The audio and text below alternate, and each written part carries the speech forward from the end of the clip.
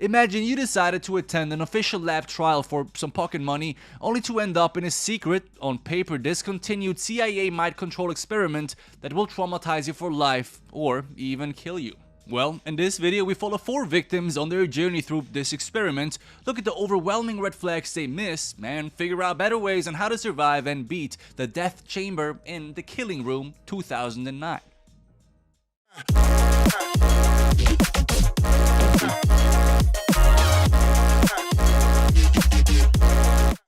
Now, first of all, this movie is based on a true story. It is based on an infamous Stanford prison experiment held back in '71. I leave a source in the comment section for your reference. Basically, it was a methodological experiment in which social psychology students were split into 2 groups: prisoners and prison guards. The experiment was set to last for about 2 weeks, but had to be stopped in less than 1 week because of, well, some complications, I guess. Basically, the guards became corrupt and abused their powers, and the prisoners, well, they were essentially traumatized.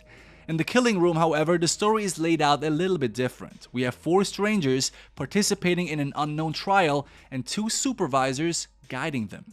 The 2 supervisors are Dr. Phillips and Emily. Emily is a military psychology specialist who has been scouted for this mission in particular. She currently has no idea what to expect and is pretty much left in the unknown, just as us, the viewers. Her boss, Dr. Phillips, has been running these experiments for decades at this point.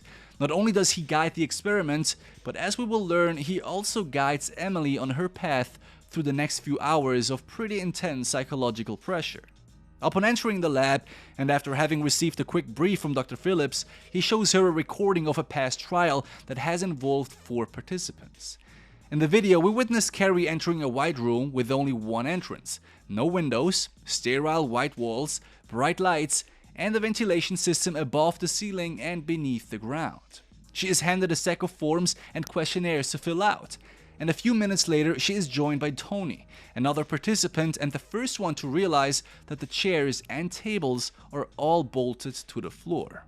What might be an unusual feature isn't necessarily a red flag. Having heavy objects bolted to the floor is a frequent safety measure taken, so, well, might be odd, might not be odd, whatever. The last 2 candidates arrive as well, just a few minutes later. We got Crawford, this middle-aged man, who is a seasoned participant in lab trials for many years, because the median compensation for 1 lab trial is around $3,000, so you can make quite some money with that.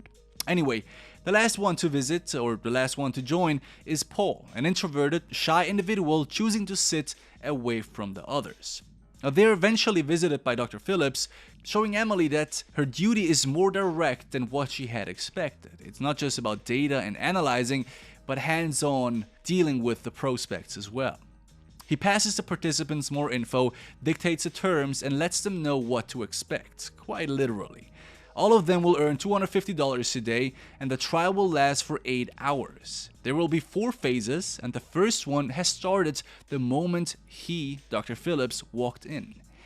Now, the way Dr. Phillips talks should ring the bells, okay? I mean, if you were stupid enough to join a secretive lab trial for $250 only, and you still allowed a supervising doctor to mention the following things without asking for clarification, then something is wrong with you.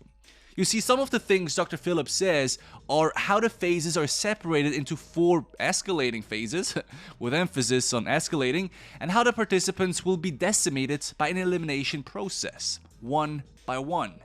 Yeah, how about asking about the definition of elimination around here, But what's even weirder to me is how these people join a lab trial without even knowing what this trial will be. That's pretty insane, no? There is no way anybody right in their mind would participate in a random experiment given the potential dangers involved. But it gets even worse, because just a moment after he has commenced his speech, he walks over to Carrie, grabs her on her chin, and passes her a headshot. Just like that. Naturally, everybody panics and is stunned at the same time. Nobody knows what's going on, including Emily, who has just witnessed her supervisor committing a murder. This is effed up, no matter if you're Emily or one of the participants. So what do you do? Well, as a participant, the first thing that comes to mind is that if someone is killed, then the chance that one of us is next is pretty real. Another idea is this fake or is this actually happening? Is this really the government or have we been conned into a trap by some sick people? Well, to be honest, who gives a shit? Because this is life or death, so the details don't really matter, do they? So here's what I would do. If nobody takes leadership, the situation will turn into a free-for-all. And a free-for-all during this effed up situation will end up in violence.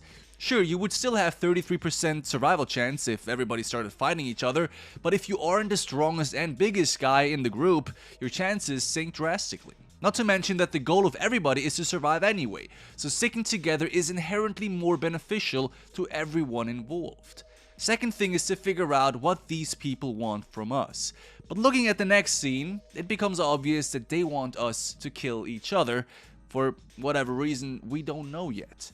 Just a few minutes after Carrie has been killed, a handgun with one bullet is thrown into the killing room. The handgun not only means power to the one owning it, but it also signifies increased stress levels for every participant. The purpose of the gun is obvious. It's to trigger violence among us and to spur up distrust, so resorting to it would be the worst thing to do. Instead, see the silver lining of it. Now we have a gun, and that is a pretty powerful tool. To keep the trust up, though, I would take the gun apart and equally pass along the parts so nobody could go crazy with it.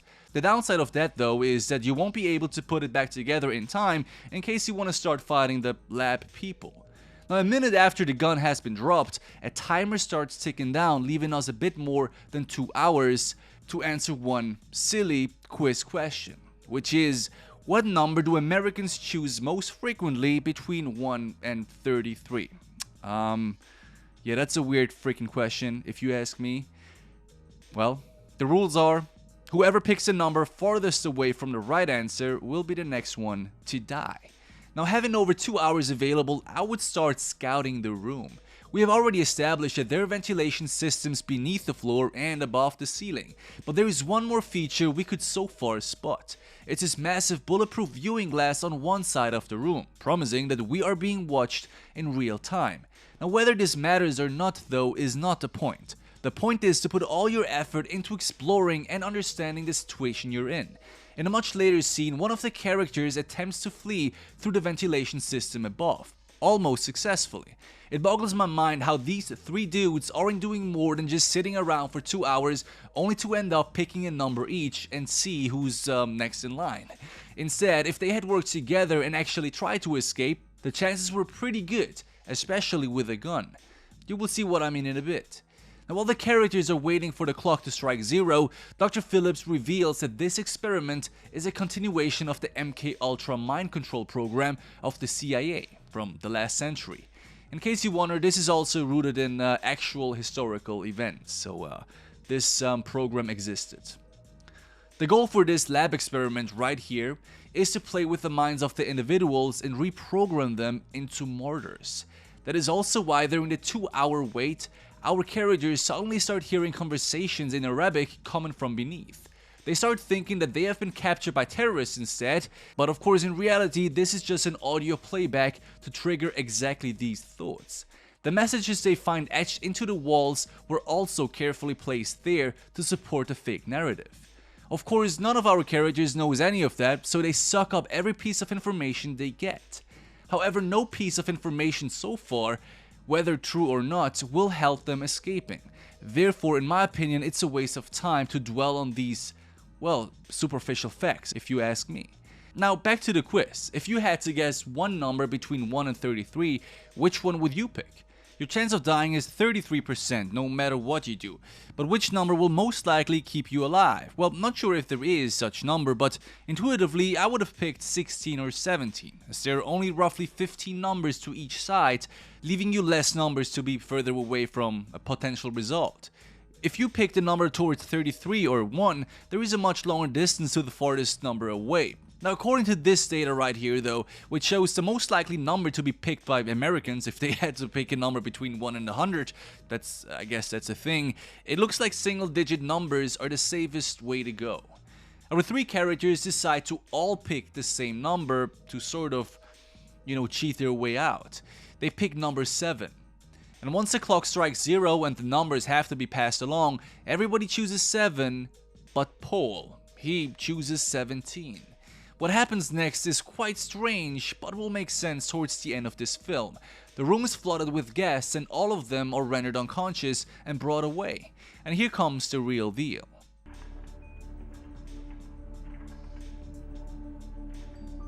At this moment, it is revealed that this experiment has been held just mere hours before Emily joined, and now continues with her witnessing directly what is happening rather than watching it on screen.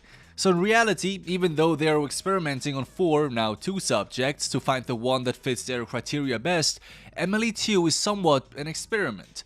Because only someone who can put the experiment above morals and personal beliefs can stomach it. Now, witnessing atrocities on screen is one thing, but having people tortured in front of you is on a whole different level.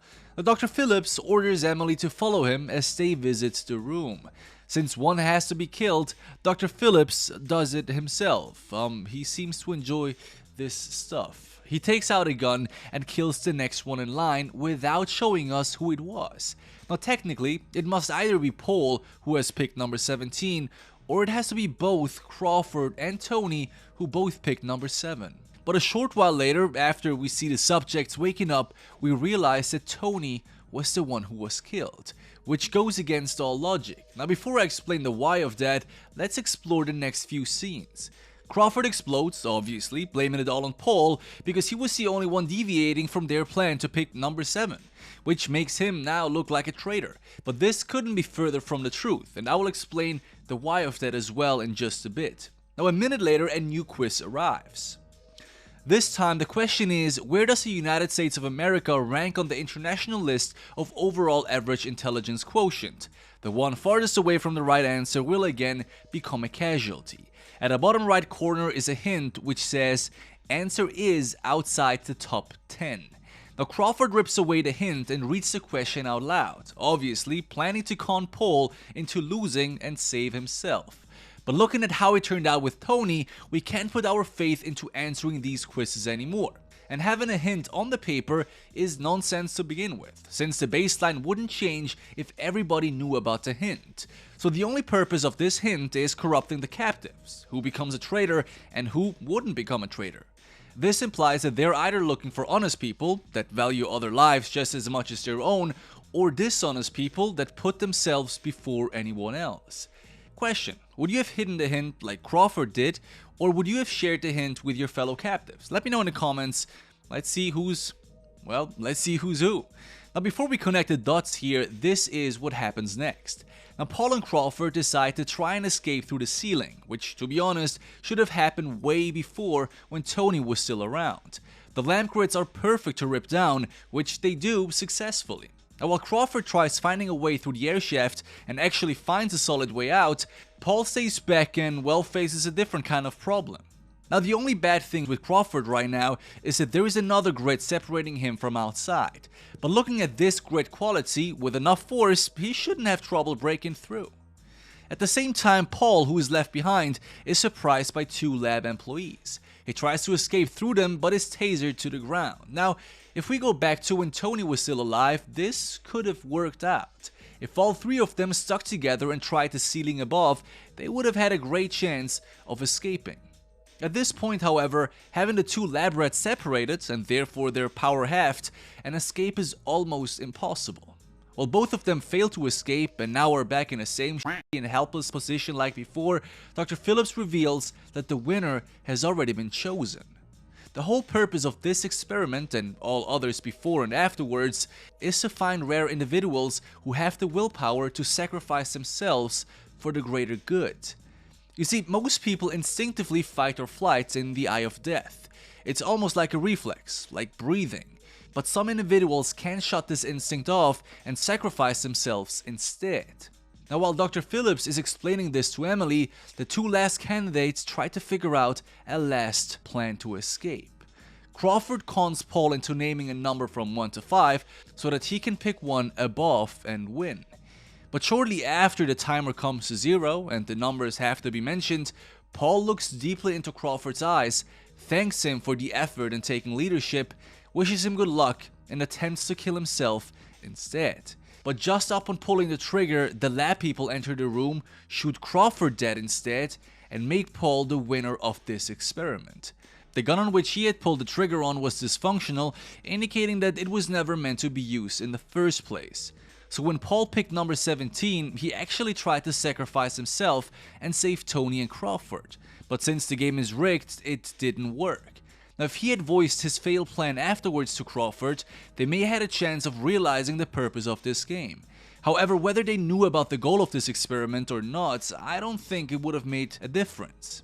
Dr. Phillips reveals that only 1 in 20 individuals prove to be able to become civilian weapons. In other words, people who willfully sacrifice themselves for the country. Paul is brought into another room where 2 other captives are waiting. The movie is a little bit ambiguous during this scene, but a voice through the speaker says, Phase 2, Indoctrination, pointing at the possibility that Paul will be made a murderer during this phase. Now, interestingly enough, before Paul comes to this room, he tries escaping one more time, tries to convince Emily to help him, but she, having also successfully overcome her trial, leaves him to his fate and therefore becomes a dedicated new member of the MK Ultra program.